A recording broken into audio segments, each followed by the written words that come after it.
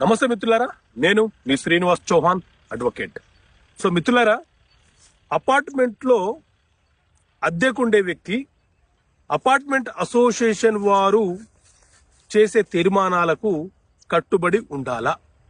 ఇది చాలా మంది ఫ్లాట్లు అద్దెకుండే వ్యక్తుల యొక్క ప్రశ్న.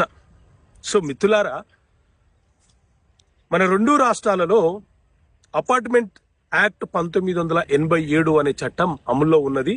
ఆ చట్టం ప్రకారంగానే అపార్ట్మెంట్ల నిర్వహణ అనేది జరుగుతూ ఉన్నది. ఇందులో 35 సెక్షన్లు ఉంటే సెక్షన్ 31 ప్రకారంగా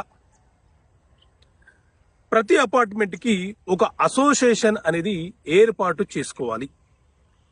ఆ అసోసియేషన్ లో ఉన్న సభ్యులందరూ కూడా బైలాస్ నిబంధనల ప్రకారంగా కొన్ని కార్యక్రమాలు చేపడతా ఉంటారు, మెజారిటీ సభ్యుల యొక్క తీర్మానం ప్రకారంగా.